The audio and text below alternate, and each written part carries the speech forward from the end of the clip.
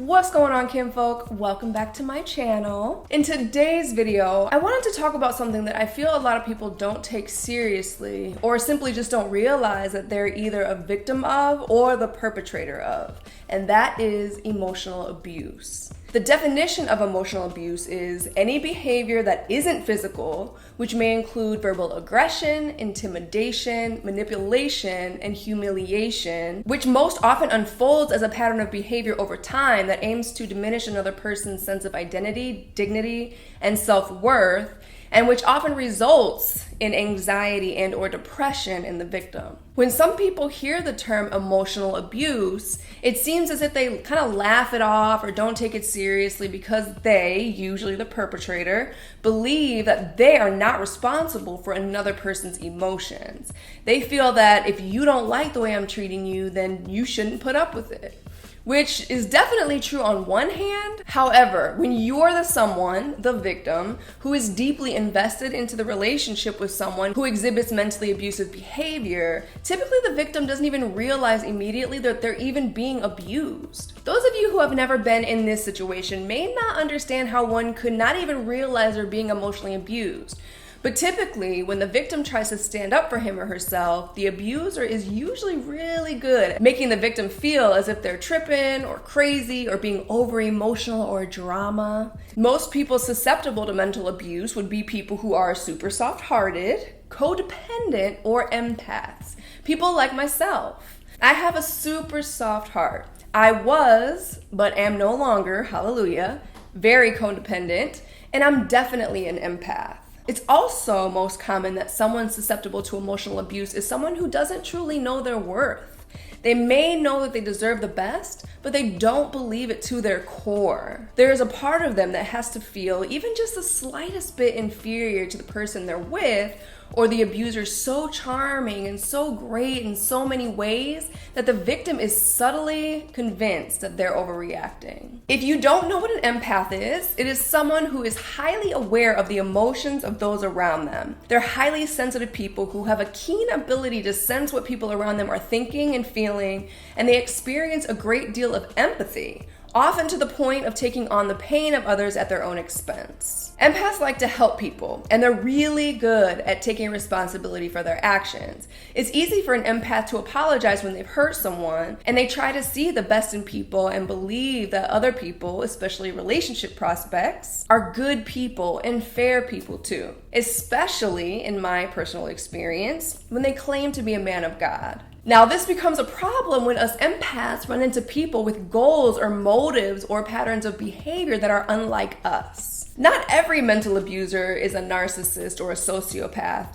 but they're all usually driven by some need, whether it be money, power, or even just attention. They place their needs above anyone else's, and they don't apologize for anything because they don't feel that they do anything that warrants an apology. If you call them out for something they did, they always know how to manipulate any situation and twist things to make you feel the need to apologize. Or if they do apologize, there's usually a motive behind that as well. Whether it be a fear of losing your money if you give them money or your attention, and they know how to manipulate the situation to regain their power in the relationship, and the cycle always repeats. I also want to emphasize the fact that not all mental abusers are intentionally out to harm the person that they're in the relationship with. Not everyone even realizes that they're abusing someone by doing these things because their focus is usually on themselves and what they can gain. They're not even thinking about your feelings at all. Hurt people hurt people. I know you guys have heard that before. Even if they are trying to hurt the other person,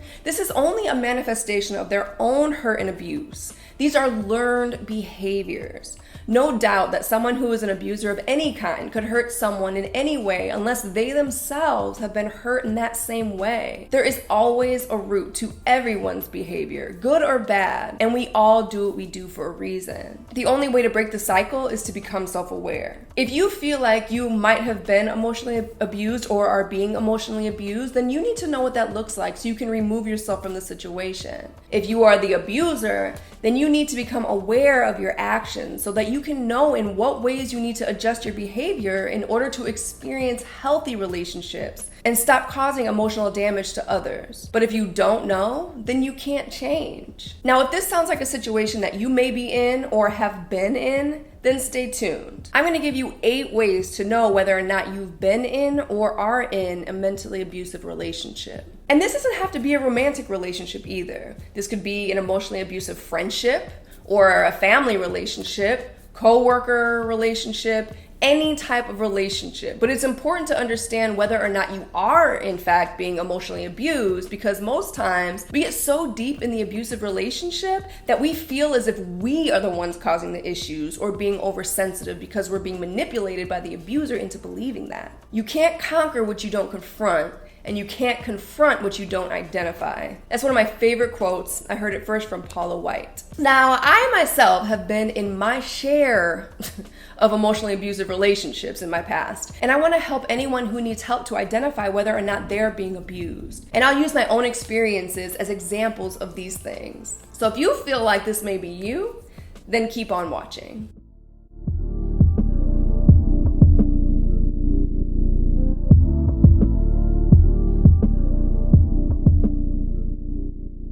Number 1, they act as if they can take you or leave you. Just because someone displays behaviors of mental abuse doesn't mean that they don't like you. Most times they're infatuated with you and they do like you, but for them, your only real purpose is to fulfill their need. And if they do like you, then they don't want you to know just how much they like you. They'll give you just enough to keep you coming back, but not enough to make you feel truly desired. As I just said, I've been in a few mentally abusive relationships in my past, so I will use some of my own experiences as examples of this. So I dated this guy, and he always texts me late to have dinner, like 8 or 9 p.m. He rarely gave me a heads up, and I never understood why he couldn't just plan ahead to give me a time frame so I can at least have some advance notice, even if he didn't know exactly what time. But when I would bring this up, he would always say, I'm going to dinner either way. I wouldn't text you if I didn't want you to go, but I don't think about it earlier in the day. I'm busy working. If you can come, great. But if you can't come, then great. It's no big deal either way. And I put up with that for about 3 years. This is just one example. And I didn't initially see this as abuse, but over time and along with everything else I experienced, I gained the understanding that this is just one way to make someone feel as if they're not a priority to them. If you can come, great. But if you can't come, then it doesn't matter. The abuser wants to make them understand that they aren't needed to be happy, which I thought at first was healthy, but then over time, as our relationship grew, or should have been growing, I should say, a partner wants to feel as if they are considered, and mental abusers will rarely allow you to feel like a consideration to them. If they do, it's only short-lived, and it's just to get you back into their good graces if you've pulled away. Number 2, they don't give you the option to say no. Example, an ex-boyfriend, same one, unfortunately, told me that if he invited me to dinner and I'm upset with him, then just decide not to come because my energy is really thick. I don't know how to hide my emotions really well. I just can't pretend to be cheery when I'm pissed off at someone. And I'm really not fake, so it just causes conflict because I don't want to discuss the issue. Because with him, it just, I could never win and there was no ironing anything out. So one day, he does something rude and he doesn't see the issue with it, of course, and it becomes my fault, of course, because that's what happens. So I'm annoyed with him. He invites me to dinner and I tell him that since I can't pretend that I'm not irritated, I think it's best that I don't come this time.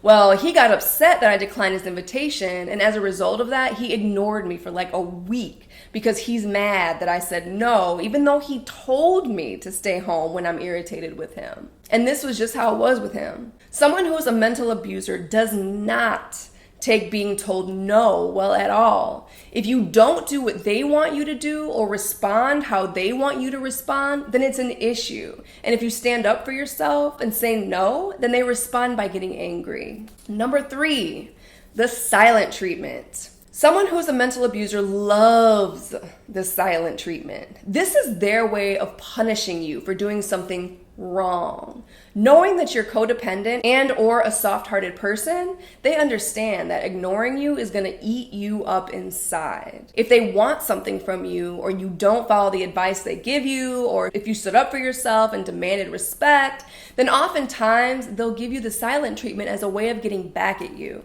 or because they don't want to deal with you because you stood up for yourself. They just won't deal with you at all until they feel that you'll sweep it under the rug and never bring it up again. Number 4, always disregarding your feelings or being manipulative. Someone who is mentally abusive will disregard your feelings. If you're hurt or upset about something they did or said, they will always find a way to turn it around to their wants, their needs, their opinions. Your argument could be clear as day. You could even have proof, and they'll still find a way to make it your fault. And in the end, you will feel the need to apologize. I remember 2 specific times where the guy I was dating, same guy all these times, was clearly wrong. And when he called to talk about it, I actually put him on speakerphone when I was in the car with a friend because I wanted her to witness this. By the end of the conversation one time, my friend said, "Dang, he's good. He has me over here believing you tripping." Even when he was clearly wrong. Anytime I would have an issue with something, he was so good at twisting it and making it my fault. It had me so confused because he was clearly wrong.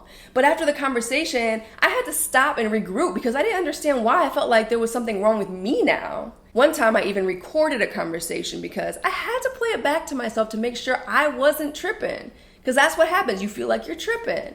And by the end of that conversation, I felt like I was crazy too. But then when I played it back, I learned and heard that he was just a master manipulator.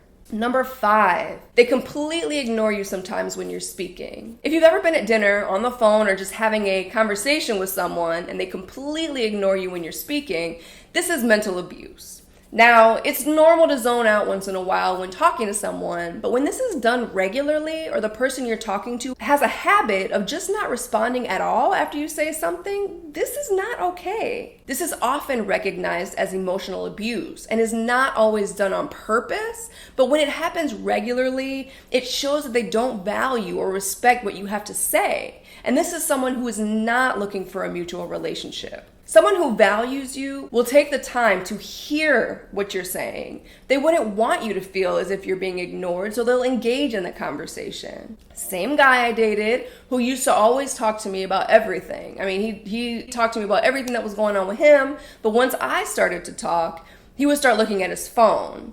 He worked a ton on his phone, and I was always understanding because I knew that he was really busy, but he would ask me how my day was, and once I started talking, he would immediately get on his phone if he got a text message. And when he did that, I would stop talking, and then when he was done with whatever he was doing on his phone, he would look up and then change the subject, not even acknowledging that I even said anything at all. Number 6, they're passive aggressive, they belittle you.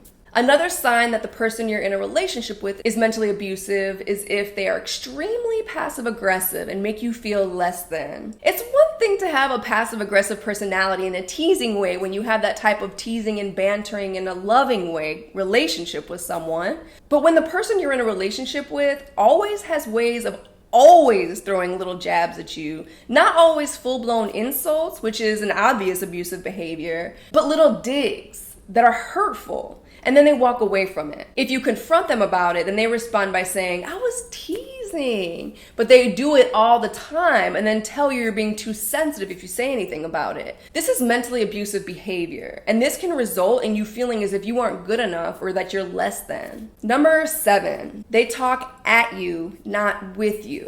This one is one that I've definitely experienced as well. When the person you're in a relationship with has a way of talking to you as if you're a child, as if they're trying to teach you something, and many conversations feel as if they're talking at you and not having a conversation with you, then this too is emotionally abusive.